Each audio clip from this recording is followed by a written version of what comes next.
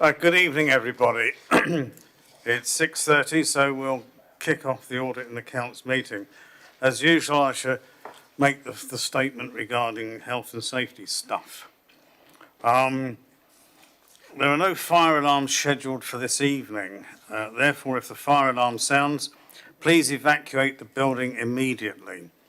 The fire exit is located at the rear of this room. Go down the stairs and meet in the War Memorial car park. Members, please note that this meeting is being broadcast live on the internet.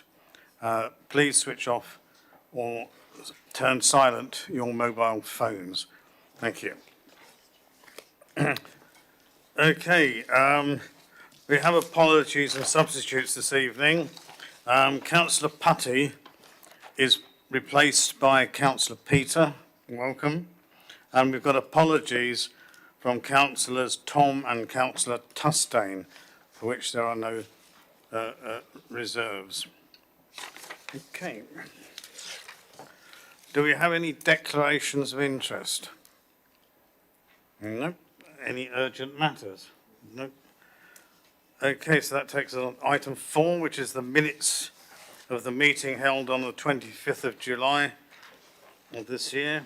Do I take it that it's a fair reflection of that which occurred on the 9th? Yes. Okay, thank you. Right, so on to item 5, which is the Internal Audit Progress Report for June to August of 2022. So I think that's Richard, over to you. Thank you, Chair. This is the progress report for the internal audit team for June to August. My report summarises the work that we've completed in that time. I'd say the audit team, it's primarily just myself during this time, hence the 3 audits that I've completed, and which you'll see on paragraph 4.1, there's a summary where we're given 2 full assurances and 1 reasonable level of assurance. The summary reports are shown in appendices 2 to 4 attached to the report. I also summarised the outstanding audit recommendations, paragraphs 4.2 and 4.3, and these are detailed in appendix 1 of the report.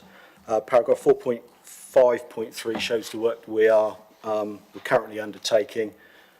Due to sort of the length of time it took to complete the audit plan work last year, we started a bit later, so we are just playing a bit of catch up. So we do have a fair bit going on at the moment, even though I've only got 3 completed reports for this committee.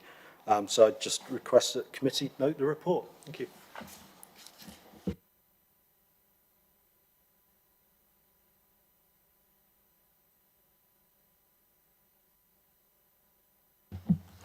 Hello, good evening. Thank you very much. I've been looking at this report over the years, and I've obviously been also a councillor since 2008.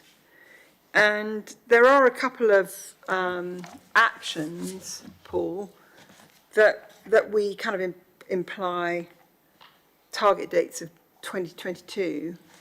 And you know what I'm about to say, don't you? Because I've been saying this to you for years, but the property fixed asset register's been on the to-do list since 2008. And if I go home and get the 2008 figures, I can show you. But certainly for 2020 and 2019, I've got it here as, in 2019, it's got here, interim property manager confirmed that this will be factored into a future recruitment strategy. 2020, anyway, you get my point. So the reality is that this piece of work, which is now deemed to be a significant piece of work, which was deemed to be a significant piece of work in 2008, still doesn't appear to have been done. And I don't understand why we're allowed to say that the original target date of completion is 2022, and in fact probably should say 2008. Can we discuss, please? Thank you, Chair. The recommendations you're referring to, which are historic, were signed off and completed. These are a new set of recommendations. They may sound similar, but this is to do with the new system we have in place and looking at the reconciliation. So I'm happy with the content we have here because they refer to the reports that are dated as per the paper. So, Mr. Chairman, can I ask a follow-up? So, on the commercial one that I've got here, property asset register, that relates to something different in 2019, or is it the same thing? It's an overdue recommendation. Are you referring to page 1 of 16, number 1? Which one? Can I just check? Yes, I'm referring to page 1 of 16, fundamental recommendation number 2, property fixed asset register. And in 2029, it was called property asset register. And internal valuations to be undertaken, and we didn't have an interim property manager then. So is that a different property fixed asset register? This was work that we undertook in relation to the new property system, TechForge, and the new processes that were result from that system, and the work that's needed to be done between the TechForge and the finance systems to ensure that everything is accurate. Yes, historically, yeah, there was issues with the old system, but we're now looking at the new TechForge system as against the current accountancy processes. Yeah, I think we can accept that years ago there was, I think, no system. That TechForge system has been implemented, and now this work is to do with integrating it into the ERP system. So it's effectively, as Paul Grundy says, it is a new piece of work, not the chestnut from 6 years ago. Okay, I mean, obviously, with valuations on the accounts and the significant fluctuations that can result, I mean, this piece of work is extremely important, isn't it? Okay. So, going on, commercial property rents. Sorry, Mr. Chairman. I was just going to bring in Councillor James, who had his hand up. Thank you, Chair. Just on that point. So we had an issue in 2019, which Councillor Cubitt has shared. The issue there was solved by a system.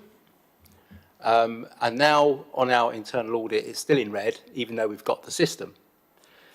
If the system was brought in to solve the problem and that we're still integrating the system with the problem, then surely the original problem is still the problem. We've just got a bit further down the road now because we have a system we think will work.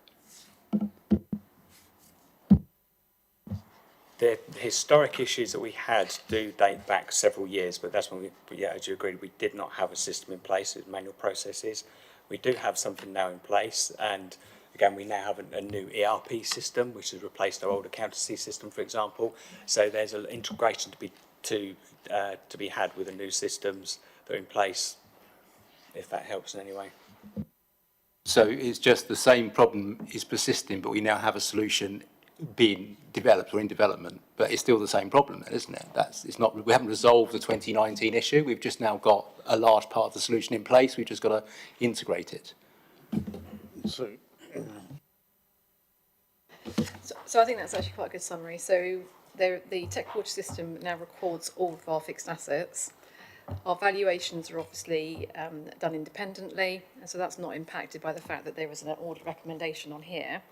We have got a new enterprise resource platform, and the idea being is that in an ideal world, all of the processes that we have put in place at the moment to make sure we do those full reconciliations, you would want the two systems to do them automatically.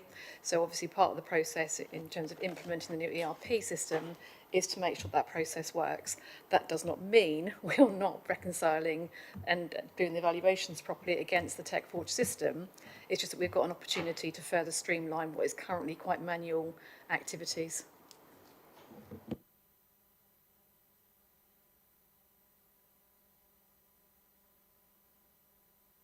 Any other comments on this report? Yes, I do. Councillor Cubitt. So, I mean, just as a final comment with regards to the property fixed assets, in view of the fact that our council is one of the richest councils in the country, and most of our money is invested in commercial real estate, this is an unbelievably important. So when it says fundamental, it's not some little light touch minor issue. we're talking about £370 million worth of asset, are we not? I can't give you the value. I'd look to my accountants for that. But in terms of process, I hope that demonstrates to the committee that as an internal audit service, we highlight fundamental issues to you, so you are made aware of them. And we do monitor the progress of those implementation of the recommendations and highlight. I'm not looking at this one now, I'm looking at general process. We highlight where recommendations are not implemented, so you have got the track. So in terms of process from an internal audit point of view, I hope you can have some comfort from us. Yeah, thank you very much. Now, next issue is commercial property rents. Again, this has been an outstanding issue for, it looks like, a number of years, and it's a fundamental, and I just wondered what your view in internal audit is about the fact that commercial property rents keep on coming up in this audit.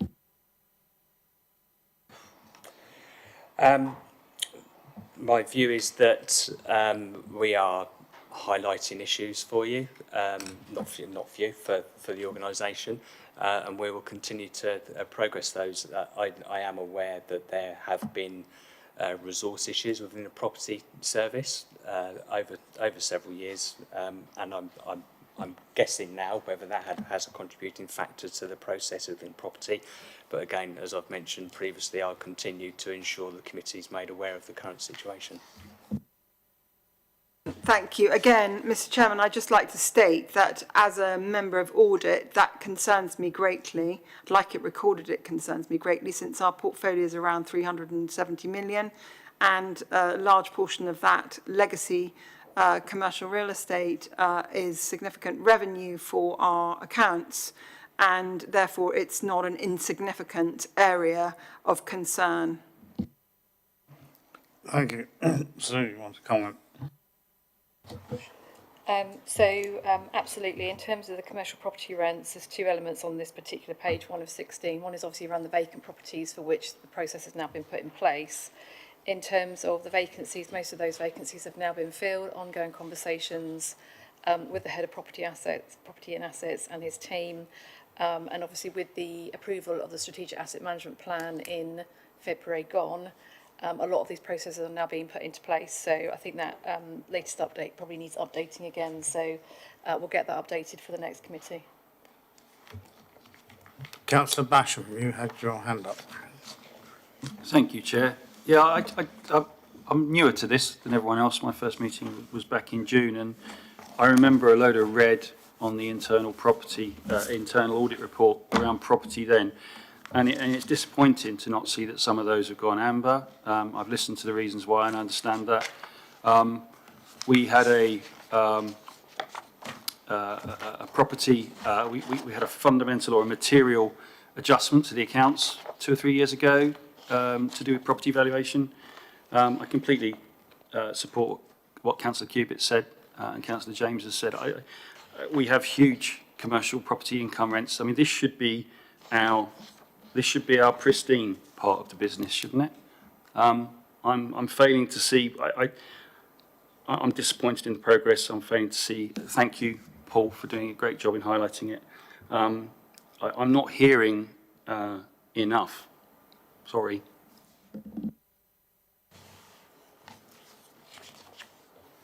Did you have a particular one that the concern was about, or was that a No, general comment? it's just about. You know, we've had a accounting problem with property revaluations a few years ago. Correct me if I'm wrong. I can't remember the exact amount. We have a massive property portfolio. We are adding to that property portfolio just in the paper this week. And at the last meeting I came to, there was some new funds that had been released from short-term investments into more property. I'm aware of an issue in my ward where we have a lease that hasn't been updated for, I'm going to say, 20 years. The area just looks like, as a newbie, it looks like a mess. Sorry, it looks like a material part of the council's operations, and it doesn't look tidy. No. Okay. Am I wrong? It's not a question. Councillor James. Yeah, Chairman, first we should note a thanks to Paul and Richard for bringing us these audit reports. It's encouraging when you spot problems. It shows that we are being internally audited very well and very properly, and that they are free and independent to carry out their tasks, which obviously we appreciate having their expertise doing so. Separate from them, because I wouldn't like to see them get blamed for any of the things that aren't quite right, because they're just there to find them, is at what point do we start getting the new property? So I know he's quite new in the role. We had that vacancy. He's now in the role. What committee is most appropriate for him to attend to give a more detailed update on progress, to give us some reassurance that our £300 million worth of property is safe in his hands? So, On the next committee work programme items, the next agenda will be the annual property plan update, which includes all of this information. So part of that is about how we're progressing against the strategic asset management plan, how we're progressing against the annual property plan, and part of that is also looking at some of the benchmarking and the key indicators, which is how many leases are outstanding, what's actually been achieved, etc. So you should get a lot of that information in that update report, which is coming to the next committee. Yes. Yes.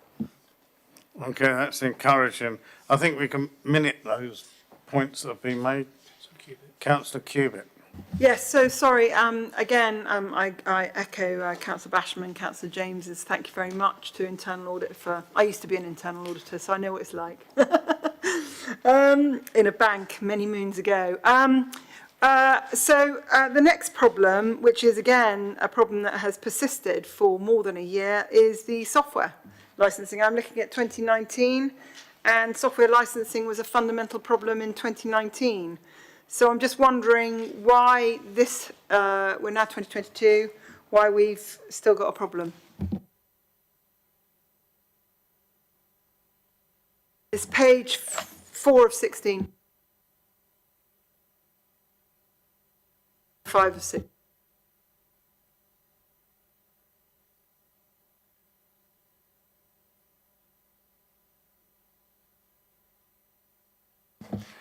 Yeah, thank you, Chair. As you can see in the report, that's the latest update we have from the Head of IT and Digital in the current position. Again, that's why I've reported it to you. Yes, I can't say much more. Yes, it does still remain outstanding.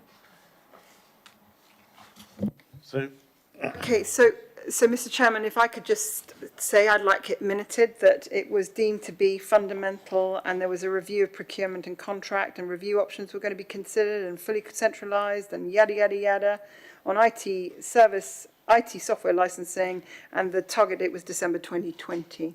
And we are now 2022 and we're looking at the same thing. So in terms of the centralisation of all IT, whilst it was a recommendation from Audit, it's something that needs to be picked up and discussed as part of an organisational review. So it's not necessarily, whilst it's a recommendation from Audit that I concur with and support, it's been both of those items, so the number 1 and number 2 on software licensing, are very much going to be the outputs of the transformation programme. So obviously as we work through the transformation programme, we're identifying all of those different types of software, all the licensing, creating the new database of information. Once we have that information, which is part of the portfolio review of all software activity, we will then have the discussion around the actual centralisation of the budgets and the actual responsibility for those systems. So it's all in train. It's been accepted that we need to do this, but it's all part of the transformation programme. So I'm not sure why it had an original date of December 20. I can't see that on here. But no, you can't see it in that because I'm looking at the same report that we discussed in 2020. Yes. So I'm looking at an identical. I'm looking at an identical. I'm looking at an identical. hang on, that's it. If I may finish. Obviously, subsequent to those audits, we have implemented the digital transformation programme. So therefore, it's important for us to finish that piece of work in order to identify all of those bits of software that we're keeping, the ones that we're not keeping, and then obviously updating the portfolio of information and understanding then how we might go away and centralise all of those budgets. They currently sit in each of the individual service areas. So it's a massive piece of work with over 300 elements of software that we purchase as an authority. It's important that we do that alongside the transformation programme, which is what we are doing. So this piece of work is happening, it is moving along, but we can't finalise it until we finalise the full transformation programme, which we're still working on. Yeah, okay. So I'm just going to read you December 2019. The management of software licensing and retention of license documentation should be centralised so that it is controlled by a single service. Logically, this sits best within the IT service under a separate subjective general ledger code and centralised budget. It then goes on to say the actions agreed. This is the 2019-2020. This will be looked at as part of the current review of the procurement and contract process. Additional resources have been proposed as part of the budget proposals for 2020-2021, and as part of this review option, it will be considered for a fully centralised contract register, yada, yada, yada. So it goes on stating that in 2020. So, So if I may, so that wasn't specifically, that procurement and contracts review was not specifically about the IT service, it was about all contracts. That review has now completed, and the contract standing orders are currently being updated to come to council later on, but before December this year. So that work has been completed, and part of that does recommend a centralised contract register in order for us to hold all contract information in our procurement team. So that wasn't just specific to IT, that was general wide for the whole authority, and that piece of work has been completed, but obviously needs to come to council for approval as part of the update of the contract standing orders. Okay, I hear you, Ms. Curden, but it does say IT software licensing in 2019. Yeah.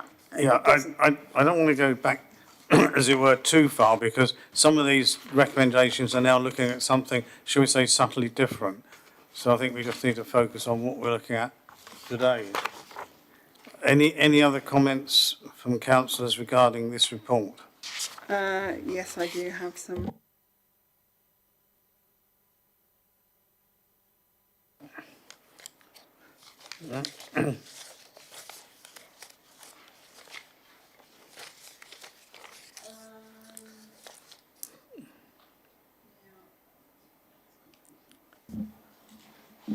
Councillor Basham. Thank you, Chair. Sorry, I think I failed to ask a question last time, so I didn't get an answer. Is there a lack of resourcing? Is that what the problem is with some of these red items? It's mentioned twice on the two items that we've discussed. There have been considerable issues in terms of recruitment to property services staffing roles. We've now significantly through most of that activity, and we have only a couple of vacancies left, which means that we can now actually progress these things at greater speed. Sorry, yes, there is a final one. It's car parking. There was a whole load of issues back in 2019 in relation to car parking, so it was a massive issue in 2019. Why have we still got problems with car parking? Yeah, the original report had a whole plethora of recommendations, and the ones that are remaining are literally just the dregs that still have yet to be completed. The parking services have updated us regularly with the progress, and progress has been impacted by, I hate to say it, by COVID. These recommendations were made prior to the pandemic, so they have been affected by that, and staff sickness and resourcing as well. So I think there's 2 or 3 remaining. I think there's probably about 20 from that original. I can't remember exactly 20 recommendation time. But as Paul said, we continue to report progress until we get them resolved. We do have parking services on this year's audit plan, due to start that sometime this calendar. Thank you very much. I'd just like also on record to say that we're regularly being advised by officers that I would have thought would be negligible, since it enabled people to stay at home and work from home. Thank you. If we're happy to note that report, we can move on to item 6, which is a review of the corporate risk register as approved by SLT.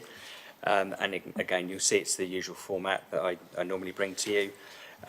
If you look at paragraph 1.2 on page 44, that just informs the committee there's been no changes to it. Chair, I have nothing more to add to my paper, so I just ask the committee to note it. Thank you. Councillor Cubitt. I'm really sorry, when earlier paper was that in the document it says that there's a problem with checking the veracity of overtime. They can give it a full assurance when they have concerns over the veracity of the staff overtime issues.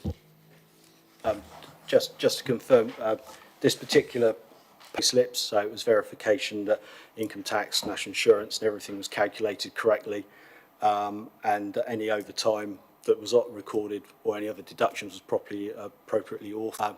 HR payroll system coming in felt it prudent not to. There'd be no point in looking at the current processes, so we focused just on the pay slips. So hence, full assurance that we have concerns about accurate overtime payments. When I was reading this. I'm not sure, is that within the scope of this audit? Yeah, it sometime is being verified correctly. No, I'm not looking at 2019. Oh. Is it page Bottom 11? of page 11. Yeah, it says here, question of overtime we picked up as part of the pay, and that's a significant. So I don't understand how how you've given them full assurance if you've got a concern that's significant on overtime. This audit was a very limited scope. It was only looking at the accuracy to have a separate audit programme. Councillor Basham. I take your point, Chair. Thank you very, very accurately. With all picking exercise, the real value in an audit like that scope, that the base pay matches that, I'd be expecting you to go back and check the overtime records and understand how that data's coming in.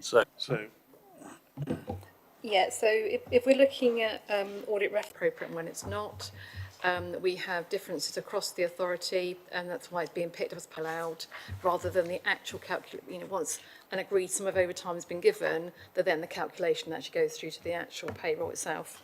So this is why it's part of the pay and benefits review. So back to item 6. Sorry, Chair. I too was under the assumption that we were moving on to the report. So if you could indulge me, I just had a question about the building assurance audit opinion and the reasonable assurance there. We obviously had 1 or 2 red items as well in the property section around building assurance and safety. I know it's probably a long while since, well, a lot's happened since Grenfell, but I wonder how concerned we should be about that and what the direction of travel is for that audit opinion. Yeah, I can answer that. This particular audit was added to our audit plan at the request of the head of planning and sustainability, who and the building control manager, who had concerns with the controls in their process. They came to us for an independent review. So I think, to be honest, I don't think we told them anything they probably didn't already know, but it was just actually structuring what was required in order to manage, to implement the appropriate controls. During discussions, you mentioned Grenfell. I know that following that, there's a whole raft of requirements on building inspectors to be qualified, and our building control team are going through the appropriate training on top of their existing expertise for RICS and other building control related professions. So I know that they are undergoing training to address that specifically.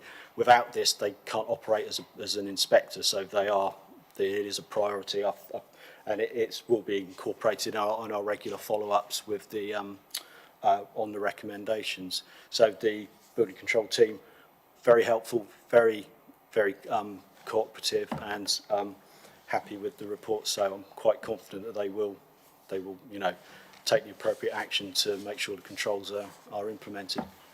A quick follow-up, if I may. When will we see another of your assurance reports on this, so that we can compare the progress, I guess? Is it a year's time, or? We haven't got it scheduled just yet, but if we are implementing, coming to you to inform you that the recommendations have been implemented, then as a Chief Internal Auditor, I'd be happy with the control environment within that area. But I can add that to next year's audit plan if the committee wishes, when I bring the audit plan to the committee back in March, not back, next March. Yes, please. Yeah. Any other points on those three pieces of work? No? Okay, so item 6, the review of the corporate risk register. Sorry? Yeah, Yeah. hi. I've got some questions.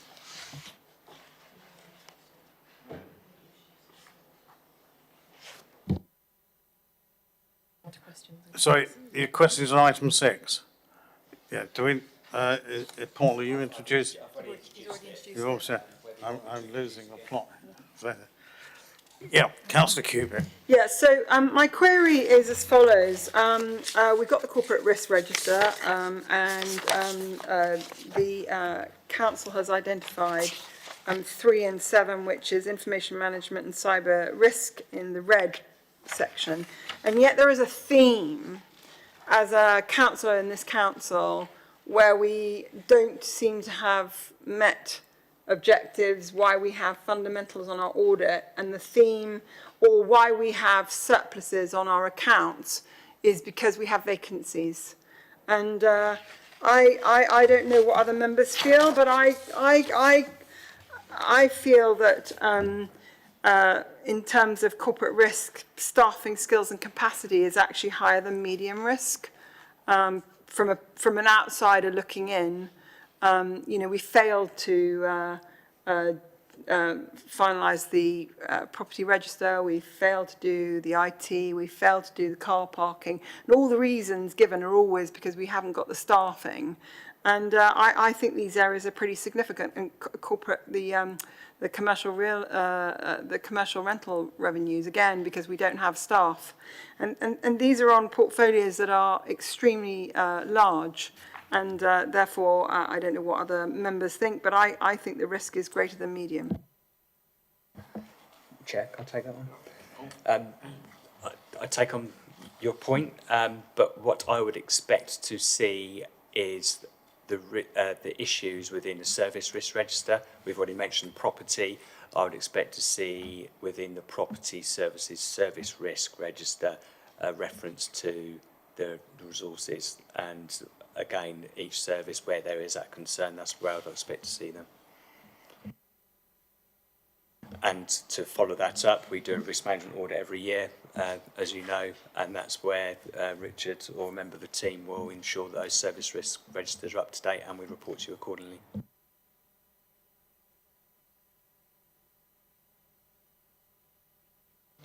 Ditto, in terms of major strategic partnerships and projects, I personally consider that the risks are significantly greater than medium term. We have about £6.4 billion worth of value in the major strategic partnerships that we have.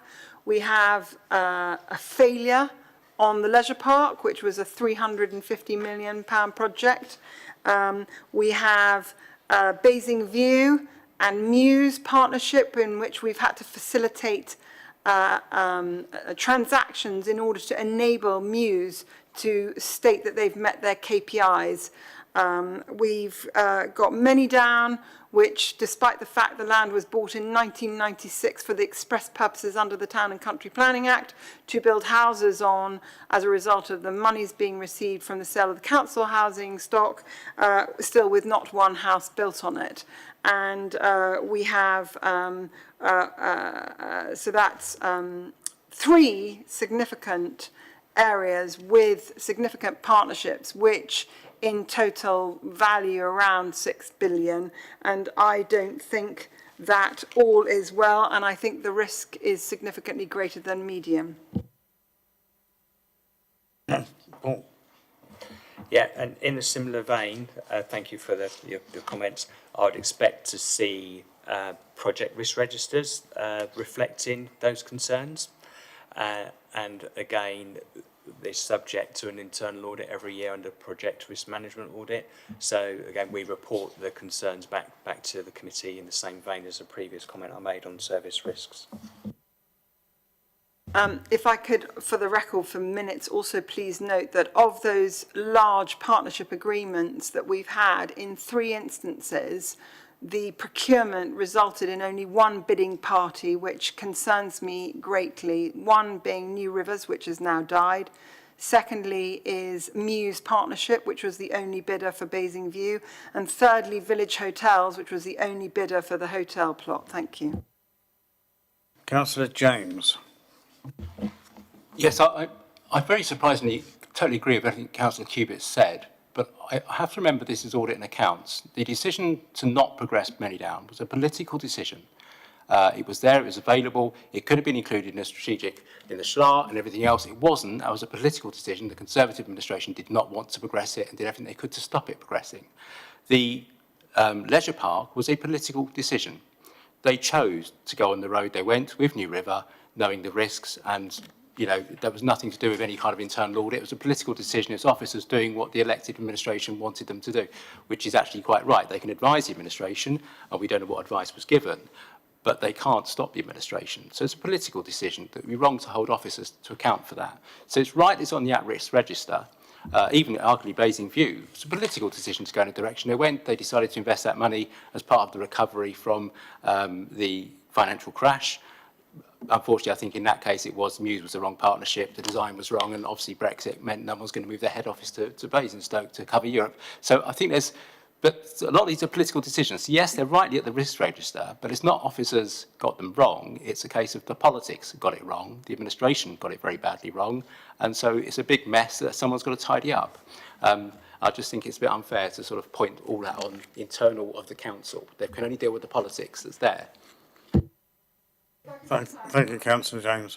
If I could clarify, I'm not pointing it all at the officers. I'm merely saying that I evaluate it as more than a medium risk, but I also think that officers are responsible for procurement. And procurement in the public sector, I understand, requires 3 bidders. All right, does anybody else have any comments on this risk register? Councillor Basham. It's a very useful diagram, thank you. I'm looking at one on page 44. I have some sympathies with what Councillor Cubitt said around staffing. I'm in full agreement with her on the partnerships point and where that should sit in the risk register or in the table.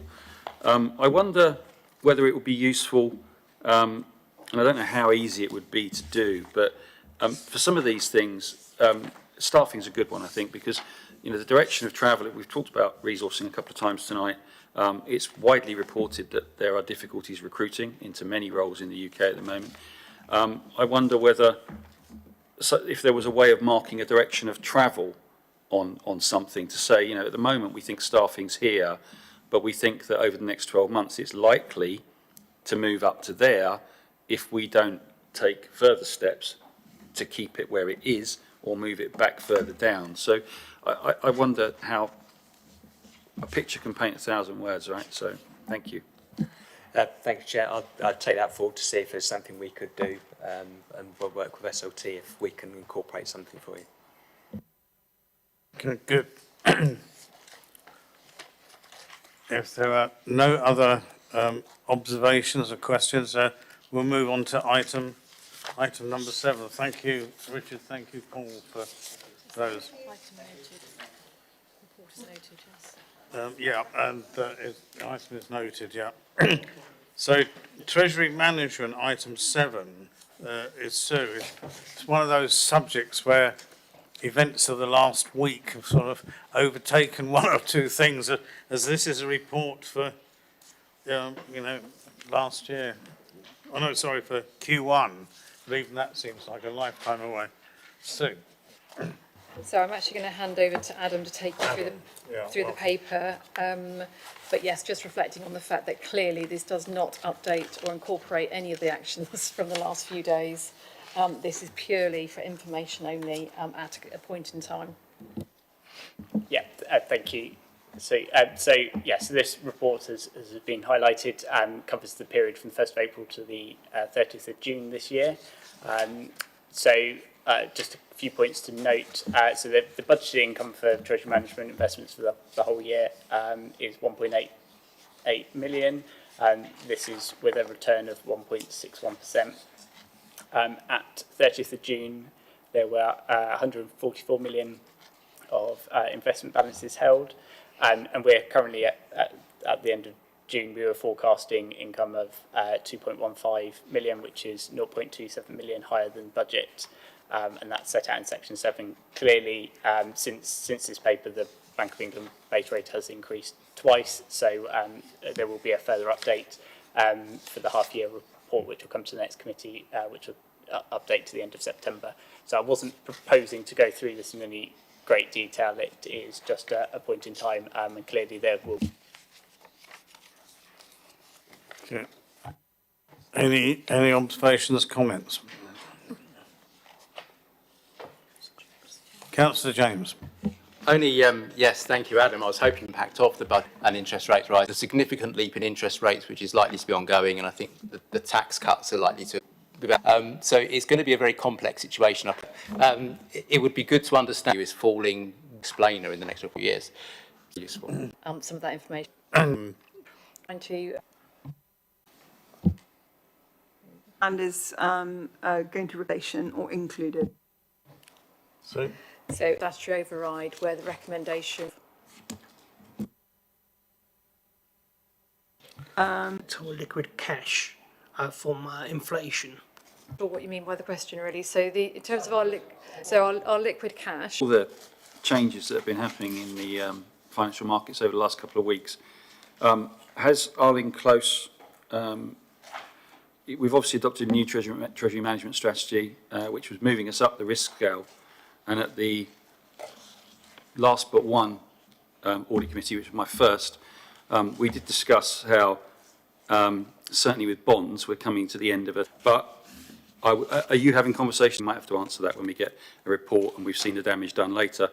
But several aspects, because as part of our alternative investment strategy, which sits alongside treasury management, obviously we already had a plan to possibly bring forward the maturity of 2 of our particular bonds. We've been having with them is it beneficial for us to come out of that activity now, bearing in mind that there is a requirement that if we do dispose of one of the investments, if there is a current unrealised loss, that we have to bring that to the revenue bottom line in the current year, and therefore provides quite a substantial financial pressure if we were to do that.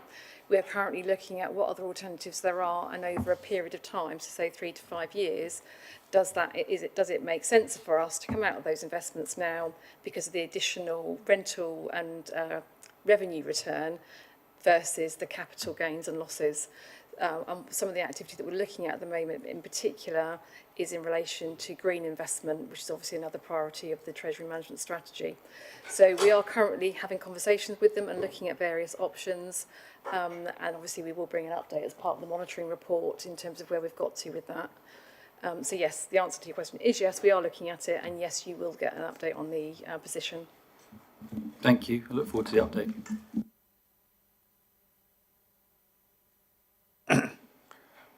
Okay, if there are no other comments, the report is noted. Thank you. Which takes us on to item 8, which is the work programme for the next meeting, which is on the 28th of November. Originally, I think it went out a while back as the 6th of December, so that's been brought forward to the 28th. That's going to be a comparatively heavy meeting, I think, on that one, because we've got Ernst & Young audit report results, a statement of accounts, summary of investment income Q2, mid-year treasury management report, internal audit progress report, and a fraud update. So, another one. Yes, obviously what's missing for there at the moment is the update of the annual property plan.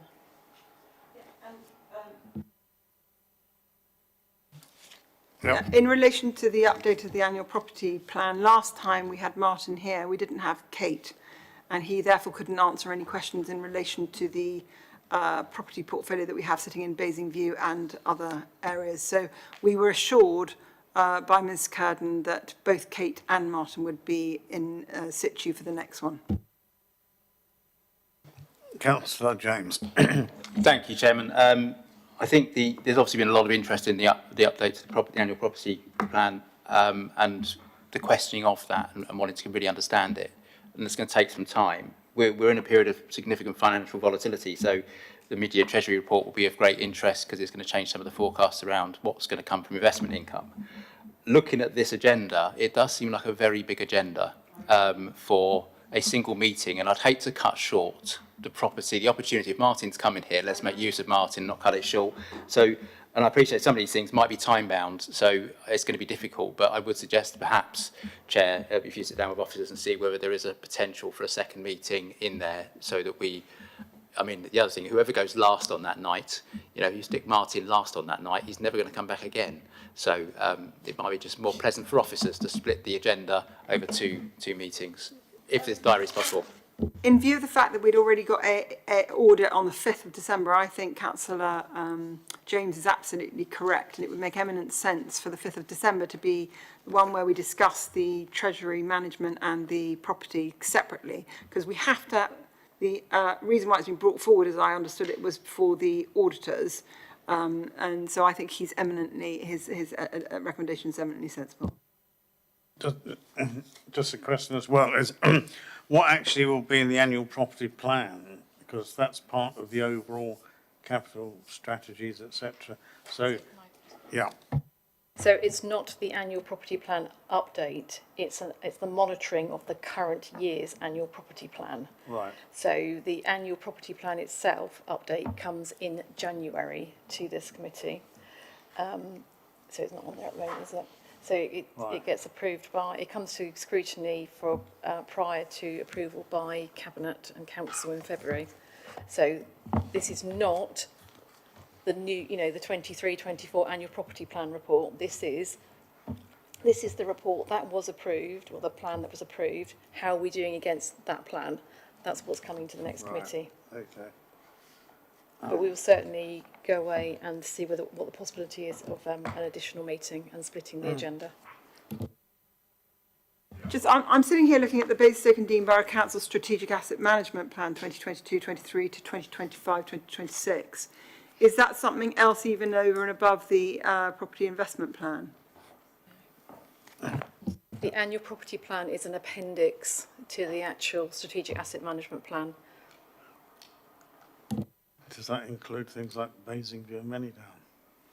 The Strategic Asset Management Plan includes all of those items. The annual property plan looks at very specific things. So we obviously give an update on what's actually in the annual property plan. Yeah. It might make sense, Mr. Chairman. I mean, I asked for this to be printed because somebody sent it to me, for us as a committee actually to be looking at both these papers, capital programme strategy, and they're both dated February 2022. I don't believe, have we as a committee looked at these? These are dated February 2022? I think that's a one for scrutiny, not for the audit and accounts. Scrutiny looks at strategic asset management plan?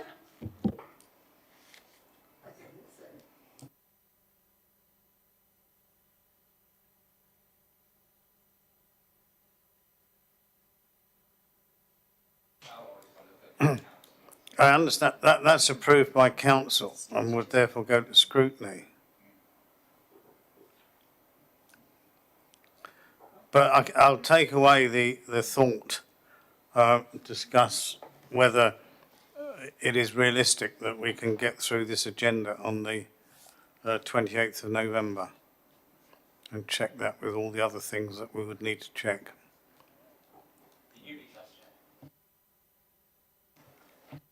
And I think it's just worth noting, obviously, this is not the update to the Treasury Management Strategy. That comes in January. This is just the monitoring report at a point in time. January is going to be a nice busy one. Okay, well, I think that concludes the meeting. Thank you all for coming. Hereby close the meeting.